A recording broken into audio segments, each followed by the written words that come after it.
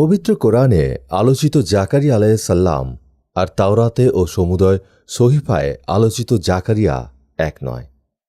কেননা তাওরাতে উল্লেখিত জাকারিয়ার আবির্ভাব হয়েছিল পারস্যরাজ দারাউনের যুগে, যার জন্ম হয়েছিল হজরত ঈসা আর ২৫ বছর পূর্বে। অথচ কোরআনে আলোচিত জাকারিয়া আলাইহিস সালাম ছিলেন হজরত মরিয়ম আলাইহিস সালামের অভিভাবক ও হজরত ইয়াহিয়ার পিতা। হজরত ঈসা আলাইহিস সালাম ও হজরত ইয়াহিয়ার মধ্যস্থলে অন্য কোনো নবী ছিল না। হজরত জাকারিয়া তার পিতার নাম নিয়ে মতানৈক্য আছে, যথা তার নবজনামায় দেখা যায় জাকারিয়া ইবনে উন কিংবা ইবনে শবুয়া কিংবা ইবনে লাহুদ অথবা ইবনে বরখিয়া। তবে একথা সর্বজন স্বীকৃত যে তিনি সুলাইমান ইবনে দাউদ আলাইহিস সালামের বংশধর, আর তার স্ত্রী মরিয়মের খালা আর ইয়াশা কিংবা ঈশা ছিল হজরত হারুন আলাইহিস সালামের বংশধর। পবিত্র কোরআনে মোট 4টি সূরায় 18 আয়াতে হজরত জাকারিয়া আলাইহিস সালামের আলোচনা এসেছে। সূরা আলে ইমরানে 37 থেকে 41 পর্যন্ত মোট 5 আয়াত, সূরা আনআমে 85 নম্বর আয়াত, সূরা মরিয়মে 2 থেকে 11 নম্বর আয়াত পর্যন্ত মোট 10 আয়াত এবং সূরা আম্বিয়ায় 89 থেকে 90 পর্যন্ত মোট 2 আয়াত। তবে এই 4টি সূরায় মোট 6টি আয়াতে হজরত জাকারিয়া আলাইহিস সালামের নাম উল্লেখিত হয়েছে। আর সূরা আলে ইমরানে 37 ও 38 নম্বর আয়াত, সূরা আনামে 85 নম্বর আয়াত, সূরা মরিয়মে 2 ও 7 নম্বর আয়াত, সূরা আম্বিয়ায় 89 নম্বর আয়াত। হজরত জাকারিয়ার জীবনী বিস্তারিতভাবে জানা যায় না, কিন্তু কোরআন ও ইতিহাস গ্রন্থের বর্ণনা মতে এতটুকু দেখা যায় যে বনি ইসরায়েলের মধ্যে ধর্মযাজক একটি সম্মানিত পদ ছিল। তিনি ছিলেন তাদের মধ্যে সম্মানিত একজন যাজক এবং নবী। আল্লাহ তাআলা বলেন, আর জাকারিয়া, ইয়াহিয়া, ঈসা, ইলিয়াস এরা সকল নেককারদের অন্তর্ভুক্ত ছিল। হজরত জাকারিয়া আলাইহিস সালাম হাইকালের অর্থাৎ শাখরায়ে বাইতুল মুকাদ্দাসের পবিত্র রসমাদি তথা প্রথাসমূহ পালন করতেন। অপর এক বিশ্লেষণে দেখা যায় যে হজরত জাকারিয়া আলাইহিস সালাম হজরত হারুন আলাইহিস সালামের বংশধর ছিলেন। তিনি বাইতুল মুকাদ্দাসে ধূপ জ্বালাবার এবং পবিত্রতম স্থানসমূহের পবিত্রতা রক্ষার দায়িত্বে ছিলেন। শনিবার দিন ও ঈদের উৎসবের সময়ে কোরবানির সামগ্রীকে জ্বালিয়ে ফেলে অনুষ্ঠান সম্পন্ন করার দায়িত্ব তার উপর ছিল। হজরত জাকারিয়া আলাইহিস সালামের সময়কাল ছিল খ্রিস্টপূর্ব 1ম শতাব্দী, যেহেতু তিনি হজরত ইয়াহিয়া আলাইহিস সালামের পিতা ইমরান ইবনে মাসানের ভাইরা এবং ঈসার মা মরিয়ম আর খালু ও তার তত্ত্বাবধায়ক। তাই প্রমাণিত হয় যে হজরত জাকারিয়া আলাইহিস সালাম হজরত ইয়াহিয়া আলাইহিস সালাম ও হজরত ঈসা আলাইহিস সালামের সমসাময়িক ছিলেন। নিঃসন্দেহে হজরত জাকারিয়া আলাইহিস সালাম বনি ইসরায়েলের মধ্যে অত্যন্ত মর্যাদাবান একজন নবী ছিলেন। আল্লাহর নবীগণ কখনো পরনির্ভর বা অন্যের গলগ্রহ হয়ে থাকতে মোটেই পছন্দ করতেন না।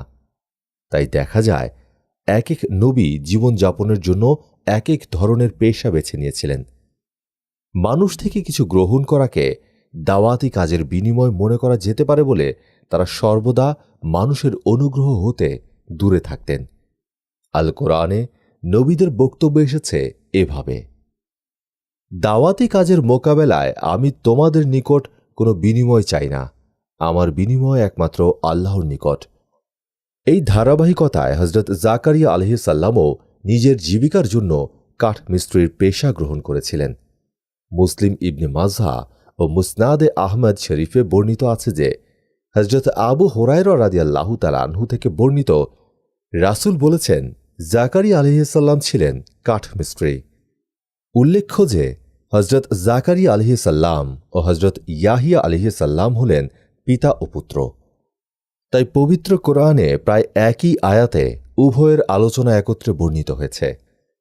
ফলে জাকারিয়া আলাইহিস সালামের অনেক ঘটনা হজরত ইয়াহিয়া আলাইহিস সালামের সাথে বর্ণনা করা হয়েছে।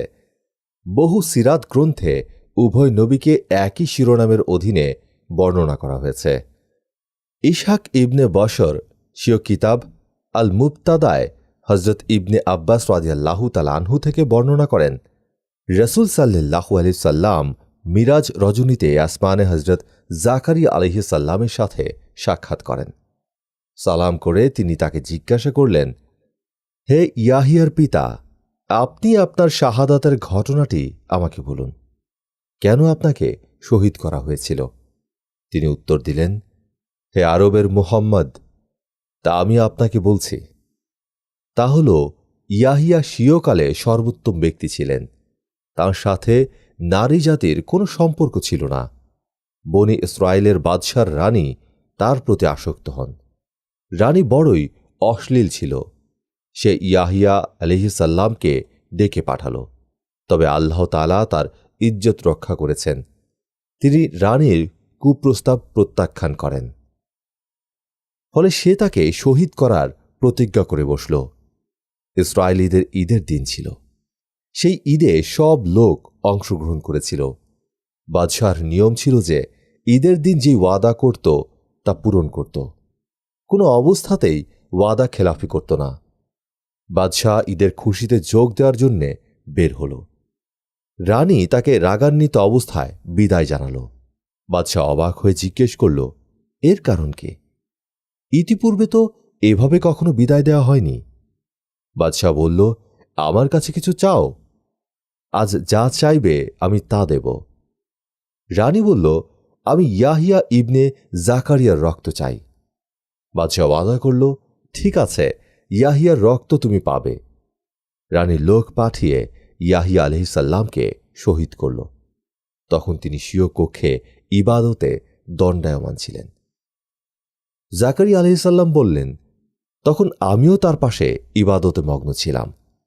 জাকারিয়া আলাইহিস সালাম বলেন, তাকে জবেহ করে মাথা ও রক্ত একটি পাত্রে করে রানীর সামনে পেশ করা হয়েছিল। রাসূল বললেন, তখন আপনি কিভাবে ধৈর্য ধারণ করলেন?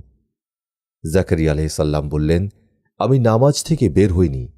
তিনি বললেন, যখন জাকারিয়া আলাইহিস সালামের মাথা মোবারক রানীর সামনে পেশ করা হল, তখন বাদশাহ, তার পরিবার পরিজন ও সকল দাস দাসী সহ মাটিতে ধসে গিয়েছিল। এই ঘটনা রাতে সংঘটিত হয়েছিল। সকালে উঠে যখন বনি ইসরায়েলরা তাদের বাদশার পরিণতি দেখল, তখন বলতে লাগল, এসব হওয়ার কারণ হল জাকারিয়া আলাইহিস সালামের সৃষ্টিকর্তা আল্লাহ তাআলা অসন্তুষ্ট হয়েছেন। সুতরাং আমাদের বাদশার ধ্বংসের প্রতিবাদে আমরা সবাই জাকারিয়া আলাইহিস সালামের উপর অসন্তুষ্ট হই এবং তাকে হত্যা করি। অতঃপর তারা আমাকে হত্যা করার উদ্দেশ্যে আমাকে খোঁজার জন্যে বেরিয়ে পড়ল। এক ব্যক্তি এসে আমাকে এ বিষয়ে সংবাদ দিলে আমি পলায়ন করলাম। ইবলিস বনি ইসরায়েলীদের আগে আগে থেকে তাদেরকে পথ প্রদর্শন করছে। তারা আমার পিছু নিয়েছে অস্ত্রশস্ত্র নিয়ে। আমি যখন বুঝতে পারলাম যে তাদের হাত থেকে বাঁচতে পারব না, তখন রাস্তায় একটি গাছ পড়ল। গাছটি আমাকে আহ্বান করে বলল, আমার দিকে এসো, আমার দিকে এসো।